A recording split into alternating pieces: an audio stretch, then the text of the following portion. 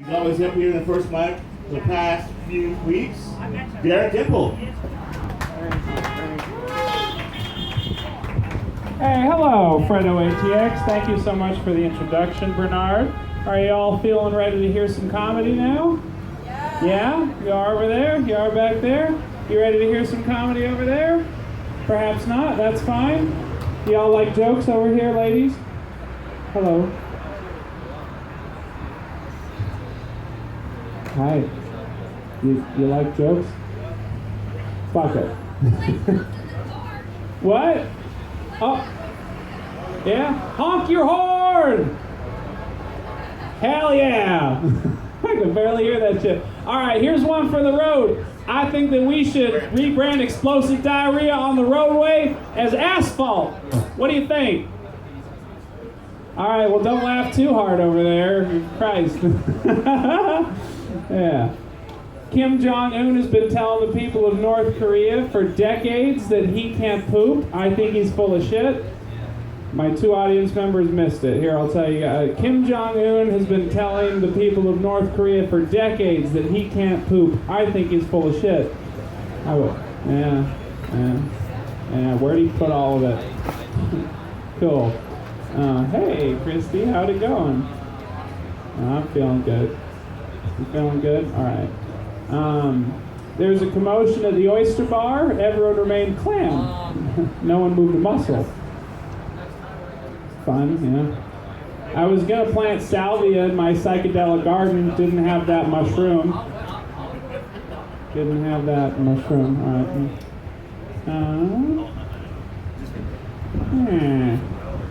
right. All right. Let's see how down you are with wordplay. This one might test your feelings for me. Okay. I know a lady. She lives in a battered women's shelter. You can say what you want about the accommodation, but the location is unbeatable.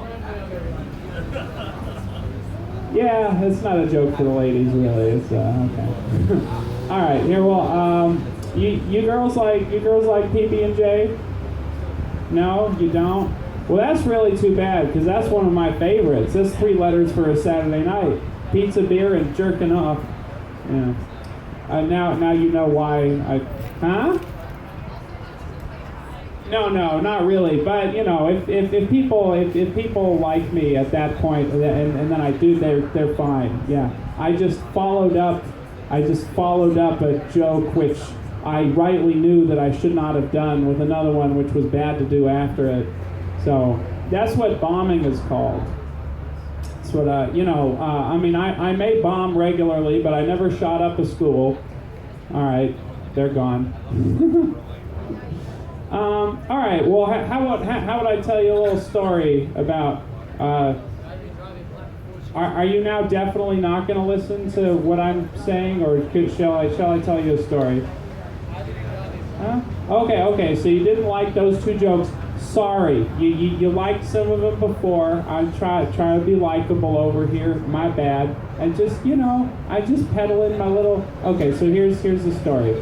I was walking down the street and I heard some Latin music playing out of these guys' front yards. They were playing it out of their truck. I was bobbing my head and I heard, "Oye, gringo, Tomas?"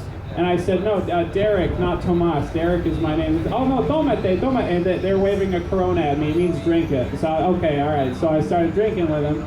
And I got hammered really quick, which is what happens every time I drink with Latin people, which is fucking awesome. I love them so much. And so we were drinking. One of them offered me a cigarro. I thought it was a cigar, so I said yes. It was a Marlboro Light. I smoked it to be polite, but then I asked him afterwards. I said, "Oh, cigarro, I thought you meant a cigar." And he said, "Oh, no somos jotos," which means we're not gay in Spanish. And so I said, "Oh, ¿por qué no chupan los gordos negros, solo los pequeños blancos?" Which means, "Oh, you're not gay because you don't suck the fat black ones, you just suck the little white ones. That's why you're not gay." And if all of you didn't laugh at that, that's fine with me, because those 2 Mexicans and that Guatemalan found that shit to be hilarious. We had a great time. Okay, well, I'll tell you another time that some Latin people got me drunk. I had graduated from college. All right, well, you guys aren't listening anymore, and hey, Christy, you know, a lot of people have been ignoring me lately. Not just here, at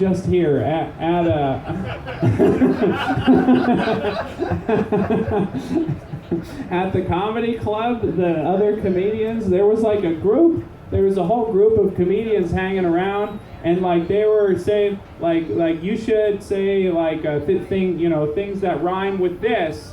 And then you need to make a hint about it. So the idea is like, okay, well, like I would say, well, a tribe for people who like to play basketball, and it would be like a tribe called Hoop, and it's like things that rhyme with hoop, like a shoop, poop, and group, and things like that.